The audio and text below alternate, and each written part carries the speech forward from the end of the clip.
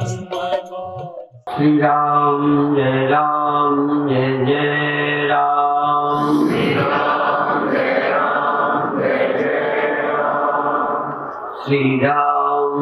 राम जय जय राम।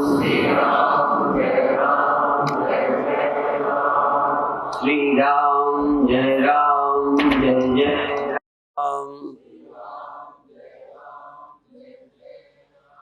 सच्चिदानंद भगवान की, सनातन धर्म की। नरक स्वर्ग जब कभी होता होगा तो मालूम पड़ता होगा। जैसे स्वप्न होता है तो मालूम पड़ता है, दुख होता है तो मालूम पड़ता है, कोई तकलीफ होती है तो मालूम पड़ती है। स्वर्ग भी जब होता होगा जिसको, उसको मालूम पड़ता होगा। पर ऐसे आदमी नहीं मिलते जिनको याद हो कि हम इतने दिन रह के आए। पर जो हमको न मालूम पड़े उसको हम अस्वीकार करें, ये जिसकी याद न रहे। कई बार बहुत सारे स्वप्न याद नहीं रहते, तो नहीं याद रहने से ये नहीं मान सकते कि नहीं हुए। ये तो भगवान की दया है, बुद्धि विकसित हुई। नहीं, हम माँ के पेट में रहे हैं, ये भी हमें याद नहीं है। आपको तो है, नहीं याद है। जरूरी नहीं कि मुझे याद हो, और ये भी नहीं कह सकते माँ के पेट में रहे नहीं। जो ना रहे हों ये बताएं। सोने में आपको देह का भान नहीं रहता, वो तो जग जाते हो तो फिर देह मिल जाता है। हम ऐसी अवस्था में जाते हैं जहां जगत का भान नहीं रहता।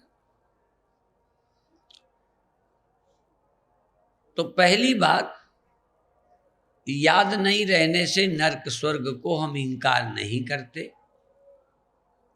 इसी तरह पुण्यों का भी अनुभव नहीं होता।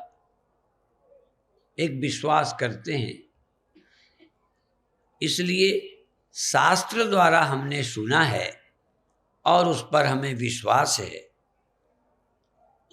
पर गंगा नहाकर स्नान करके लौटने पर कितना पुण्य होता है, ऐसा अनुभव नहीं होता। सर्दी अनुभव होगी, वो तो जरूर लगेगी, सबको प्रत्यक्ष होगी सर्दी।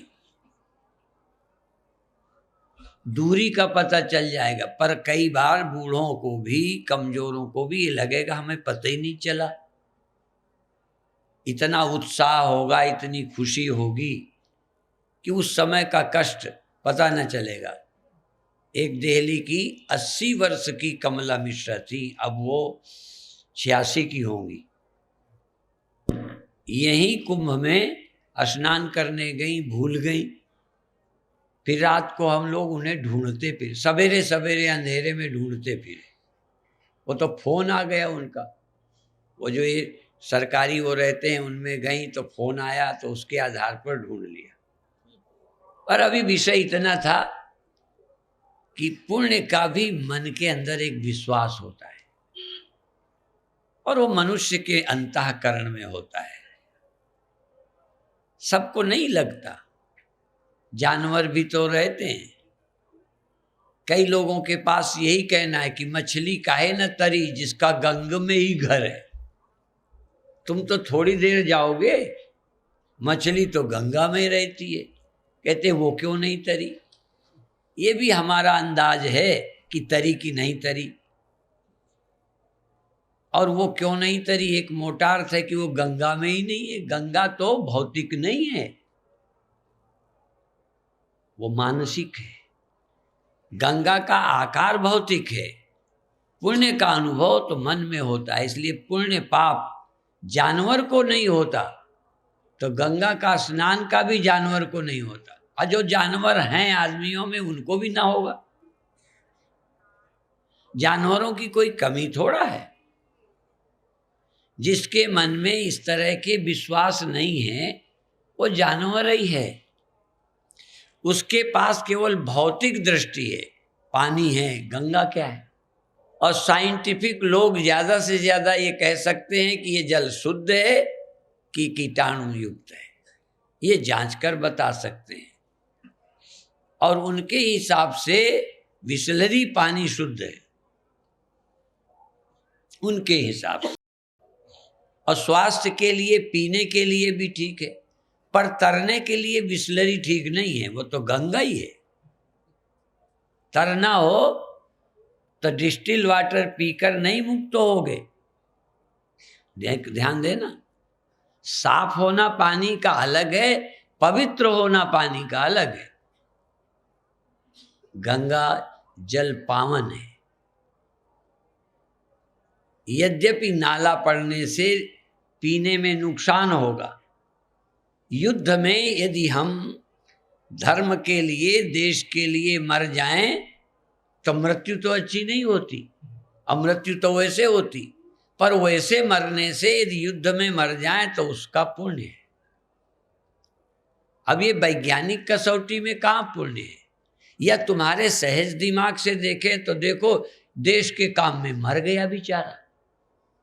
एक हमारा पक्षी जटायु, एक स्त्री की रक्षा में घायल हो गया, मर गया। चूंकि मर गया, घायल हो गया, इसलिए पाप लगा। घायल हो जाना बुरा तो है, पर अच्छे काम में घायल होना पुण्य है।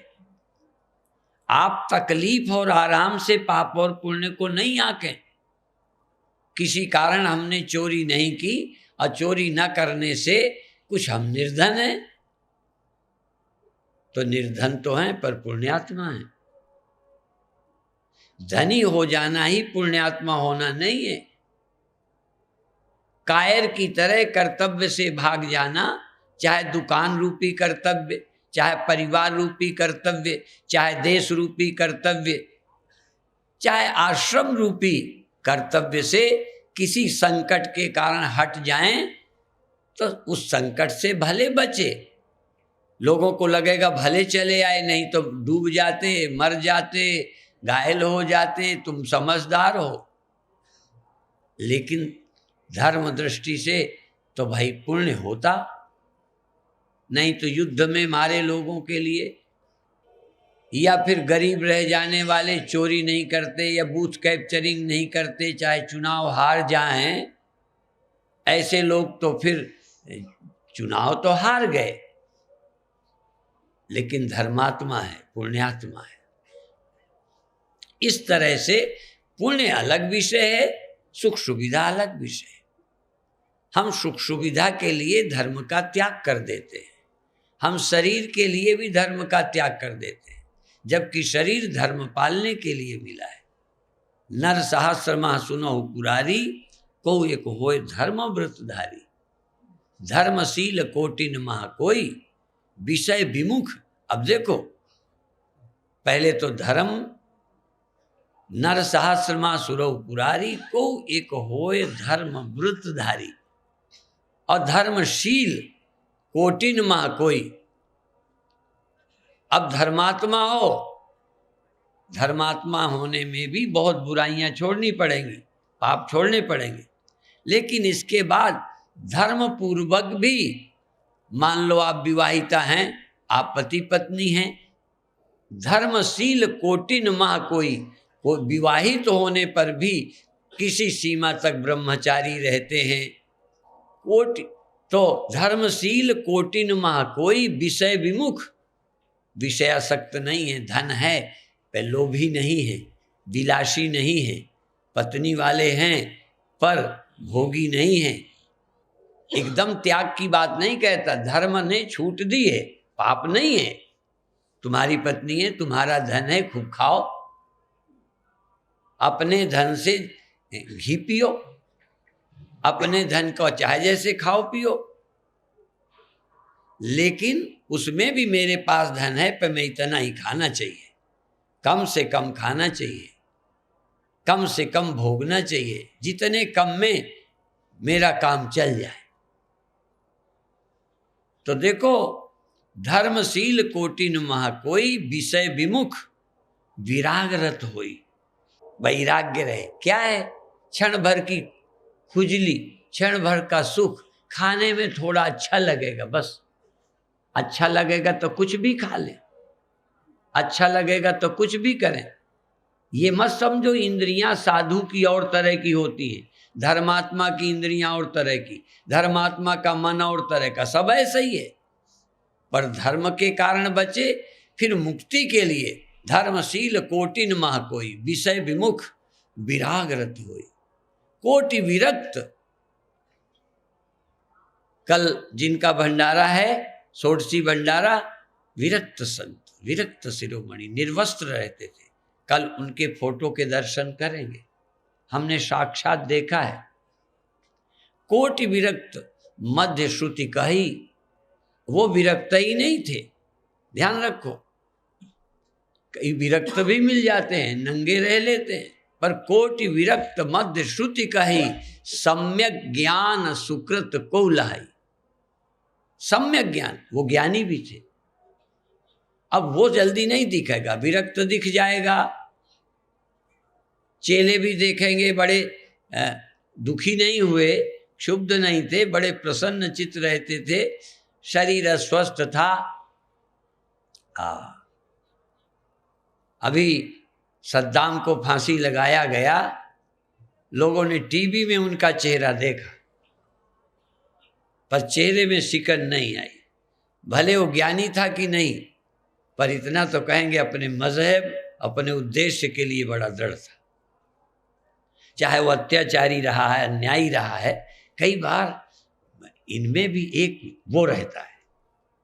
भले वो कि हिंदू में आज वो घट रहा है, अपने धर्म के लिए मरने को कोई तैयार नहीं, लूटने को तैयार नहीं, पीटने को तैयार नहीं। यद्यपि सद्दाम गलती भी मान लेता ना, माफी भी मांग लेता, तब भी बुश छोड़ने वाला नहीं था। इसलिए समझदारी इसी में है कि कम से कम अपना चेहरा मोहरा ठीक रहते तो मरा। गिड़गिड़ा लेता तो बदनामी भी होती है। बुश को तो छोड़ना नहीं था, बुश कोई बहुत अच्छी सोच का आदमी नहीं है। ये सब कई विदेशी लोग अपने अपने स्वार्थ के लिए मरते हैं, पर फिर भी एक गुण तो है। जब हम ये देखते हैं कि एक आदमी को फांसी लगनी है, एक बार हमें इंजेक्शन लगना था, तो हम जान करके ऐसे नहीं मुंह किया। हमने कहा हम क्षत्रिय भी नहीं हैं, वीर भी नहीं हैं, तब तो सद्दाम का नाम भी नहीं जानते थे, पर देखा कि चलो इतना देखें तो अपना देखते रहे। और सद्दाम ने तो फांसी में, हम तो इंजेक्शन में जरूर मुंह टेढ़ा नहीं किया। भाई इतना ही दम है अभी हम में, इससे ज्यादा नहीं है।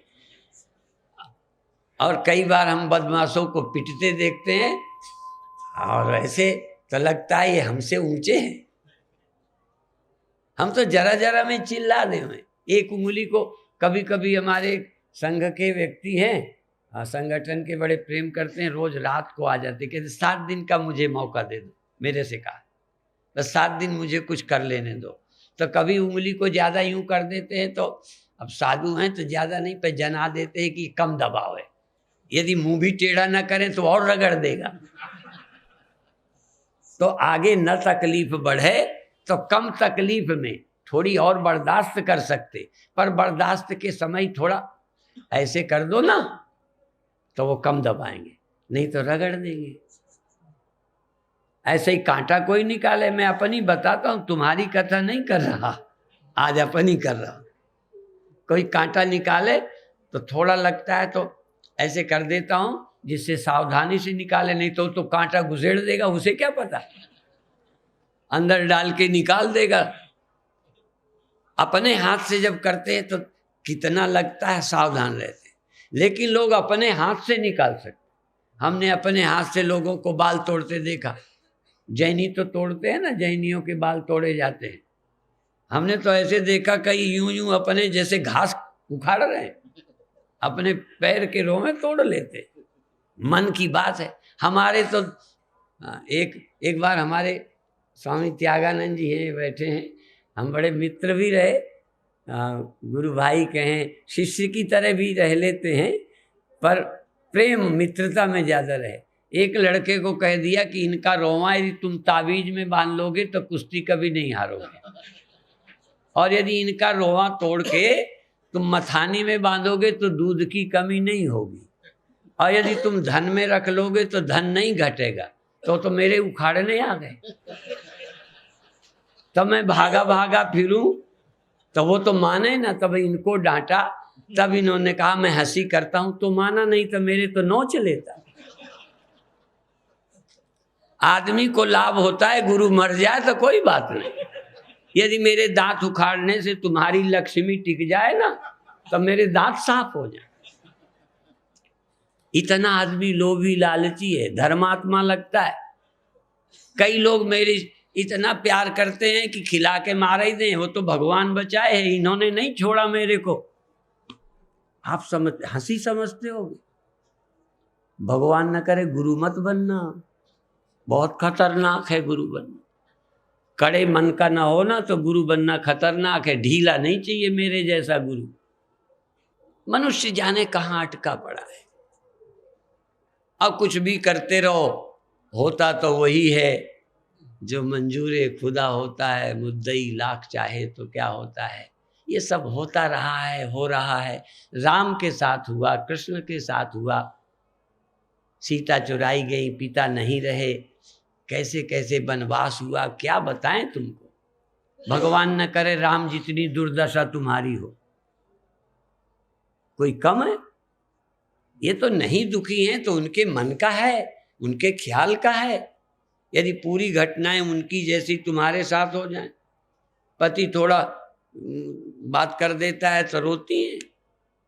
धन्य है सीता, धन्य है राम, धन्य है दशरथ, जो अपने बेटे को दे देते हैं। दिल तो नहीं करता, राम देत नहीं बनत गोसाई, फिर भी दे देते हैं। आप धर्मात्मा होना कितना कठिन है, त्यागी होना कितना कठिन है, दानी होना कितना कठिन है, सेवा होना। सबसे सेवक धर्म कठोरा, सेवा कितनी कठिन है। पूरा ध्यान सेवा में रहे। करने को तो सब कर देते हैं, नौकर भी कर देते हैं, पैसे से भी कर देते हैं। ये जिंदगी बड़ी कीमती है, ये समझने लायक है। तो आत्मज्ञान जिस पर चर्चा कर रहे हैं, जिसके लिए मानव तन मिला है, वो धर्म के बाद पहले तो धर्मात्मा, फिर धर्मशील कोटिन माँ कोई, विषय विमुख विरागरत होई, वैराग्यवान हो, विरक्त हो। क्या है संसार, खुश, छूटेगा, तैयार रहना। अवसर मिलने पर भी, यहाँ क्या है, विषय विमुख का मतलब जिसके हैं ही नहीं, हैं ही नहीं हैं, पर विषय से विमुख हैं, उपरत हैं। धन है पर विलासी नहीं, पत्नी है पर भोगी नहीं, बेटे हैं पर मोही नहीं। हमारे गुरु भाई मोही राजा की कथा सुनाया करते थे, और सुनते रहे, अच्छा लगता था। याद नहीं किया तो अब पछता रहे। याद आती तो हम भी कथा सुना देते। बढ़िया, कैसे राजा निर्मोही, ऐसी कथाएं, पत्नी ऐसी, बेटी ऐसी, बेटा ऐसा, राजा ऐसा, जनक क्या। तो ऐसे ऐसे संत दृष्टांत रखते कि घर में रहते योगी बन के रहे, तो घर ही माही विरक्त, घर में विरक्त रह सकते हो, विषयों से उपराम रह सकते हो, आवश्यकता मात्र निर्वाह, बाकी क्या है। तो इंद्रियों के तल पर भोगी विलासी ना हो, और बुद्धि के तल पर अभिमानी ना हो। धन है तो क्या करेगा, मौत में धन का कोई लाभ है? कितना धनी नहीं मरता, कितना परिवार वाला मरने को नहीं डरता। रावण के इतना बड़ा परिवार, उसके घर में दिया बत्ती नहीं बचा, सब चले गए। रावण को किसने बचा लिया? परिवार के बल पर बचने की आशा करने वाला संगठन के बल पर हमारे इतने लोग हैं। जब रावण की सोच के, तो तैयार रहना। अर्थात इनके होने की क्या अकड़, चेले ज्यादा हैं तो क्या, लड़के ज्यादा हैं तो क्या, ताकत बहुत है तो क्या। कई बार बहुत ताकत में आकर लोग मनमानी करते हैं, उन्माद करते हैं। ये आतंकवादी क्या है, उन्मादी। भले मजहब के नाम से या किसी नाम से हो, उन्माद ही तो है, पर क्या है, क्या रहने वाला है? जिसके लिए हमारे देश के लोगों ने कुर्बानियां की हैं, उनके बाद जो उनके पीछे चला रहे हैं देश, वो कैसा चला रहे हैं? वो मरे, ये गद्दियों पर बैठे, उन्होंने जाने दे दी। आहा, कोई राम मंदिर के लिए कुर्बानियां कर गए, कई भूल गए। समझना पड़ेगा कि वो लोग क्या थे। तो इस संसार के जाने वाला है, इसमें अभिमान क्या करना कि मैं सुंदर हूं, थोड़े दिनों की जाने वाली है। रूपे जराया भयम, धन जाने वाला है, शरीर जाने वाला है, अकड़ क्या? एक दिन ये सब खड़े होंगे, मैं जाऊंगा, मैं खड़ा हूं, ये जाएंगे, क्या बस है? अर्थात सृष्टि की सच्चाई को सोचो तो सच्चा वैराग्य होगा। ये घर छोड़ देने वाला कोई वैराग्य है? वैराग्य तो ये कि तुम्हारा नहीं है, तुम इसमें, तुम्हारा बस नहीं, काहे की अकड़? धन ज्यादा है तो कितनी रोटी खाओगे? कमरे बहुत है तो कितने कमरों में सोओगे? कमरा बहुत बड़ा है, आजकल शौचालय इतने बड़े कि उतने में तो हमारा कमरा ना हो। उतने बड़े बड़े शौचालय, बाथरूम, कितने बड़े कमरे जितना। अपन लोगों को तो 3 फुट का बनाते हैं कि मुश्किल से अंदर जा पाए, निर्धनता है। लेकिन उतने बड़े शौचालय होने वालों को कहो वो भी ठीक ना होवे। हाँ, शौचालय बड़ा है तो क्या करोगे? तो खाना नहीं खा सकते, ये सब, तो ये है क्या सुख? ये तो समझो सुख क्या है। इसलिए सुख धन नहीं है, सुख संसार नहीं है, सुख है परमात्मा का स्मरण। भले समझ में नहीं आए, कब समझ में आए। लेकिन लाखों लोग देखो भजन भी करते हैं, पर अभी भजन का सुख नहीं जानते। मुझे पता है, हम भी करते थे, छोटे में करते थे, भी गुरुदेव के पास करते थे। भजन का सुख तो अब समझ आया है, परमात्मा के स्मरण का लाभ अब समझ में आता है। जिस समय हम परमात्मा के स्मरण में होते हैं उतनी देर ही ठीक ठाक हैं, सच बात है, आज भी। इसीलिए रामायण की चौपाई की वही क्षण विपत्ति के हैं, जब तव सुमिरन भजन न होई। जितनी देर प्रभु तेरा स्मरण नहीं आता, वही क्षण विपत्ति के हैं। संपत्ति के क्षण भी विपत्ति के हैं, सुख के क्षण भी दुख के हैं, लाभ के क्षण भी हानि के हैं, मंगल के क्षण भी अमंगल हैं। और यदि तेरा स्मरण है, सच जिसकी मैं बात कहता हूं उसका स्मरण है, तो मृत्यु भी अमृत है। और मृत्यु में यदि कोई अमृत होगा तो सुमिरन ही होगा, और कोई अमृत हो ही नहीं सकता। वियोग के क्षण जब शरीर छूटेगा, सब छूट रहा होगा, तब तक ब्रह्म का स्मरण ही है, जहां छूटना छुटाने का ख्याल ही कुछ नहीं, छूटना छुटाना झूठा। अभी ये सब जो अज्ञानी है, आज मिलना देख रहे हैं, कल बिछुड़ने का ये सच्चा लगेगा, हाय जा रहा है।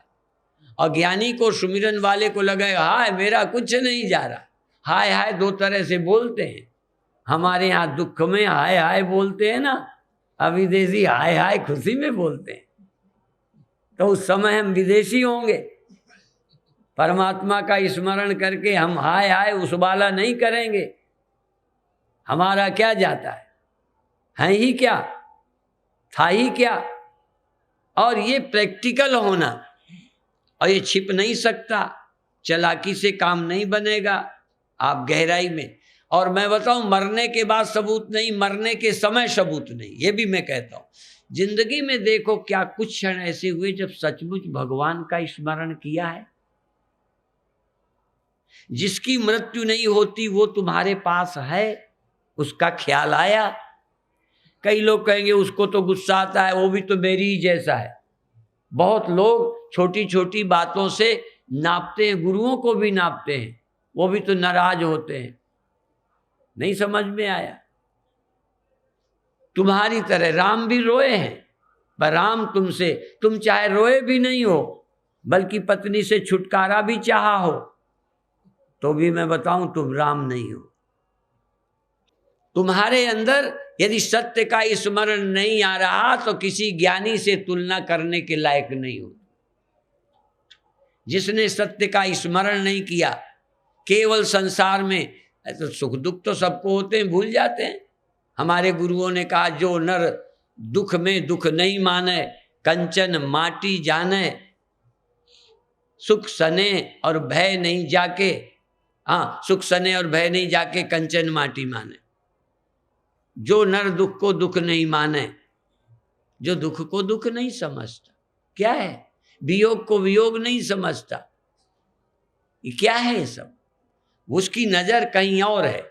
24 घंटा यदि नहीं रहता, क्योंकि वहां भी है कि जो निष्दिन सुमिरन करे, रूप राम तेहि जान, जो उसका स्मरण करता है वो भगवान है साक्षात, पर सतत स्मरण नहीं रहता। इसलिए हमें भी गर्व है, एक ऐसी चीज मिल गई है जिसके कारण फूले हैं, लेकिन अभी भी स्मरण नहीं रहता। फिर संसार में मन आता है, थोड़ी देर को भूलता है। यदि स्मरण सतत रहे, चलो ना रहे, कभी कभी भी आ जावे। अज्ञानी तो कभी स्मरण उसका नहीं करता, यद्यपि वो लगता है भजन कर रहा है, पूजा कर रहा है, पाठ कर रहा है, फिर भी उसका राम व्यक्ति है, उसका राम ब्रह्म नहीं है, उसका राम अधिष्ठान नहीं है। आम लोगों के पूज्य जो हैं वो अधिष्ठान रूप से अनुभूत नहीं है। कोई कोई व्यक्ति राम के रूप में दिखाई देने पर भी अपनी आत्मा के रूप में देख रहे हैं। जैसे कोई एक बड़े मकान के पास बैठे घड़ा मकान भी देखता है और उस मकान को मिट्टी रूप भी देखता है। केवल मकान ही नहीं है, वो मिट्टी है, और मिट्टी होने के नाते मेरे में भी रह रहा है। ऐसे राम को इस रूप में भी देखना। कोई भाग्यशाली भगवान का सचमुच स्मरण करना जानता है। स्मरण की युक्ति मिल जावे, युक्ति में मुक्ति करते हैं संत सुजान। आज मैं पूर्णानंद जी का प्रवचन सुन रहा था। इस लोग तो गलत बोले, मुझे अच्छा नहीं लगा। मैंने कहा किसे टाइम दे दिया, तो मैं पूछता हूँ कौन बोल रहा है। पता लगा स्वामी पूर्णानंद जी बोल रहे, मेरे बड़े गुरु भाई स्वामी दिव्यानंद जी महाराज, उनके शिष्य। पर जब प्रवचन सुना तो मैं तो खुश हो गया। सच बात है, प्रवचन सुन के बड़ा खुश हुआ। यद्यपि मुझे ये भी याद आता है कि प्रवचन मैंने पहले गुरुदेव के साथ पहला प्रवचन कानपुर के पास कमालगंज में दिया। लोग मेरे गुरु भाई सब कहते थे तुमने तो कमाल कर दिया, कमाल। और मैं बताऊं, यदि आपको जानना ना हो तो प्रवचन 2 दिन में आ जाएगा। जानने का शौक ना हो, बस आ जाएगा। क्या आ जाएगा? जैसे घट के भीतर आकाश है और बाहर का आकाश एक ही है। घट टूट जाने में घटाकाश मठाकाश एक है, और आकाश किसी से प्रभावित नहीं होता। वो तो सीधा आकाश दिख रहा है, उसमें बोलने में कोई दिक्कत ही नहीं है। देखो, दृष्टांत तो इतने स्पष्ट होते हैं कि छोटा बच्चा 2 दिन में समझ जाएगा और दृष्टांत दे देगा। पर मैं घटाकाश की तरह हूं। मैं अंतःकरण में रहते वह चिद शुद्ध हूं, और बाहर भीतर एक ही आकाश है। वो तो है बाहर भीतर आकाश, छाती ठोक के मंच से बोला जा सकता है कि आकाश बाहर भीतर एक ही है, क्योंकि वो दिख रहा है। और हर मूर्ख श्रोता खुश भी हो जाएगा कि ठीक बोलता है। पर आत्मा बाहर भीतर एक ही है, ये जान लेने वाला यदि हो तो मैं उसे गुरु मानूं। आत्मा भीतर बाहर एक ही है और अलेप है, इतना यदि अनुभव सेकंड भी हुआ हो तो बधाई के पात्र है, वो वंदनीय है, वो मेरे लिए भी आदर्श है। भले मेरे बराबर है, पर मैं अपने से श्रेष्ठ मानूं। और यदि मेरी प्रशंसा कोई प्राप्त करना चाहता है तो उसको सत्य को स्मरण करके, जान करके अपनी अंतर के हृदय को शांत कर सकता है, निर्मल। उसका स्मरण ही है। यश स्मरण मात्रेण ज्ञान मुत्पद्यते स्वयं। अपवित्र पवित्रो वा सर्वावस्थांगतो विवा यह स्मरेत पुंडरीकाक्षम सबाह्यभ्यंतरा शुचि। वो कितना पापी है, कितना बुरा है, कितना बदमाश है, कैसा है। जिसको परमात्मा का स्मरण आ जाता है वो पवित्रों से भी ज्यादा पवित्र। मैं ऐसे नहीं बोलता, पर इसमें सच्चाई हो, स्मरण आता है, उस सत्य का स्मरण बनता है तुमसे। उस परमात्मा को, आत्मा को मैं रूप से अनुभव किया है कि मैं ही सर्वाधिष्ठान, मेरे अंदर जगत। जैसे आकाश के अंदर सब रहता है ऐसे मेरे अंदर सब रहता है। इसमें बोलने में क्या लगता है? आकाश किसी से प्रभावित नहीं होता, आत्मा किसी से प्रभावित नहीं होती। मैं प्रभावित नहीं होता ये ख्याल में आता है। इसलिए मेरे गुरुदेव कहते थे, कुकर सा भूकत फिरे सुनी सुनाई बात। कुकर सुनी सुनाई, कुत्ता भौंकता है ना, एक कुत्ते ने शिकार देखा होगा, वो भौंक पड़ा। अब यहां बैठा है दूसरा कुत्ता, वो कुत्ता तक नहीं दिख रहा, आवाज सुनाई पड़ी तो दूसरा कुत्ते की आवाज सुनकर भौंका, तीसरा चौथा कुत्ता भौंका। अब कितने से पूछो तूने क्या देखा? कहने लगे मैंने बिरादरी की आवाज सुनी है, बस बिरादरी की आवाज से भौंकता है। ऐसे ही मेरे बिरादरी का जो बोलता है मैं बोलूंगा, मेरे गुरु भाई जो चिल्लाते हैं सोहम, तो मैं भी सोहम कहूंगा। वो जो कहते हैं वही मैं कहता हूं। मैं तो चेला हूं, गुरु भाई हूं। सवाल ये नहीं है। मैं फिर कहता हूं, सचमुच कहता हूं कि तुम बंधनीय हो यदि आत्मवेत्ता होने की कोशिश भी कर रहे हो। कोशिश भी, तुम्हें आत्मा के जानने में रुचि होती है, उसके लिए टाइम देते हो, बधाई के पात्र हो। और क्षण भर भी यदि उसका स्मरण आता है, क्षण भर भी ऐसे प्रवचन सुनने में, कैसे सुनने में, किताब पढ़ने में आपका दिल रीझ जाता है, बधाई के पात्र। क्योंकि जैसी नियत हराम पर ऐसी हरि पर होए, चले जाओ बैकुंठ को बाहन पकड़े कोई। जैसी लगन, जैसी प्रीति अरे दुनिया के विषयों में है, नाच तमाशा गाना, स्त्री बच्चे पुरुष, और ये सारा कपड़ा कुपड़ा चमड़ी उमड़ी, दिन भर मेकअप करके। कई बार तो वक्ता जितनी देर प्रवचन में टाइम नहीं लगता उतना मेकअप करने में लगता है जैसे रामलीला में जा रहे हैं। प्रवचन करना है, कोशिश करो कि हमारा देह का आकर्षण नहीं, हमारे प्रवचन का आकर्षण, हमारी गद्दी का नहीं, हमारे प्रवचनों का असर। प्रवचनों के लिए हो। हम गद्दी में बैठ जाएं, गद्दी में तो गधा बिठा देंगे और क्या होगा, तुम उसे पूजने लगो। ये पद का काम नहीं है, ये धन का काम नहीं है, ये किसी अन्य चीजों का नहीं है। जनता बुद्धू है तो पदों का आकर्षण नहीं है क्या? मूर्ख आदमी पदों के लिए। अब कहोगे तो बड़े राजा क्यों बने, राम राजा क्यों बने? वो पद के लिए नहीं बने। वो जितने दिन बैठे, भरत पद के लिए नहीं बैठे, जितने दिन बैठे उतने दिन राष्ट्र का काम किया, करने को बैठे, खाने को नहीं बैठे।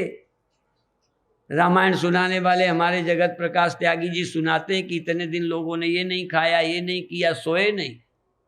खैर बढ़ा के होगा मैं नहीं जानता, पर सचमुच उतने दिन तपस्वी भरत कैसे रहे, कहाँ सोए? जमीन में सोए। वैसे तो चाहिए गुरु आश्रमों में जाओ, गुरु कैंपों में जाओ तो हम जमीन में सोएंगे, भाई इतना ही बहुत है। कई लोग तो यदि मेरे ऊपर भी आसन लगता हो तो लगाएंगे। सुविधा, बूढ़े हो सुविधा चाहिए, अहंकार नहीं चाहिए, तुलना नहीं चाहिए। ये रोग है, उस रोग से बचो। सोचो, राम राजा बनाए जा रहे हैं, बन नहीं रहे। भरत को मजबूर होके बैठना पड़ा, उसमें इंटरेस्टेड नहीं है। आप अपने मन को टटोलो, मरे जा रहे हो। राम की कथा करो, मौका मिले तो गुरु को मार के गद्दी में बैठ जाओ। कभी अपने मन को टटोलो तो कहाँ जीते हो। और मैं फिर कहता हूं, 100 कमियां, 1000 कमियां, करोड़ कमियां तुम में हैं, पर फिर भी यदि तुम दावे से कह दो कि हम सचमुच परमात्मा में क्षण भर को भी स्थित हो जाते हैं, तो तुम बधाई के पात्र हो। ये क्षण भर का इतना मूल्य है कि अंदर से आपके क्या अनुभव होगा, क्या बल आ जाएगा। क्षणम ब्रह्माहमस्मीति या कुर्यादात्म चिंतनम तन महापातकम अंति तमः सूर्योदय था। महान पापी से पापी हो, बोलते सब हैं, वही मैं बोल रहा हूं, ये हमारे मंडल में बोला जाता है।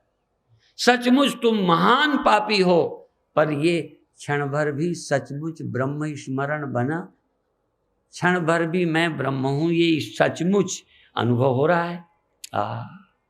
ये क्षण भर का अनुभव, विनोबा कहते हैं 1000 जुगनू इकट्ठी हो और एक तिनके की चिंगारी रुई में डाल दो, हजारों जुगनू रुई के ढेर में बैठी रहे, एक रुई का तिनका नहीं जलने वाला, सिर्फ चमकती हैं। एक चिंगारी लगा दो, सारा खाक हो जाए। एक ब्रह्म ज्ञान की चिंगारी जीवन को बदल देती है, सोचने का ढंग बदल देती है। इसलिए आपसे निवेदन है कि ब्रह्म ज्ञान का प्रयत्न करो, शिथिलता ना करो, कोशिश करो। और मेरे से तुम बुरे नहीं हो, मैं हाथ उठा के कहता हूँ, प्रशंसा नहीं, मैं ना पढ़ा हूँ, ना कोई योग्यता है, ना कुछ है, बस इतना ही कहूँगा, मेरी लगन और गुरु की कृपा जरूर है। तुम्हारी भी लगन हो, गुरु की कृपा हो, तुम्हें मिल जाएगा। इतना ही कहकर अभी समाप्त करता हूँ। ओम शांति शांति शांति। आरती मिल की जय सत्य गुरु आरती मिल की जय, जिनकी चरण कमल रज सुंदर, जिनकी चरण कमल रज सुंदर, भव दुख सकल निवारती मिल की जय सत्य गुरु आरती। दया से जिनकी द्वैत दूर हो, कृपा से जिनकी द्वैत दूर हो, मन की माया टारती मिल की जय सत्य गुरु आरती। वाणी अमृतमय सुन जिनकी, वाणी अमृतमय सुन जिनकी, बुद्धि ब्रह्म को धारती मिल की जय सत्य गुरु आरती मिल की जय। पाकर के विज्ञान ज्ञान को, पाकर के विज्ञान ज्ञान को, पूर्ण शांति विस्तारती मिल की जय सत्य गुरु आरती मिल की जय। त्वमेव माता च पिता त्वमेव, त्वमेव बन्धुश्च सखा त्वमेव, त्वमेव विद्या द्रविणं त्वमेव, त्वमेव सर्वं मम देव देव, त्वमेव सर्वं मम देव देव। सद्गुरुदेव महाराज की जय।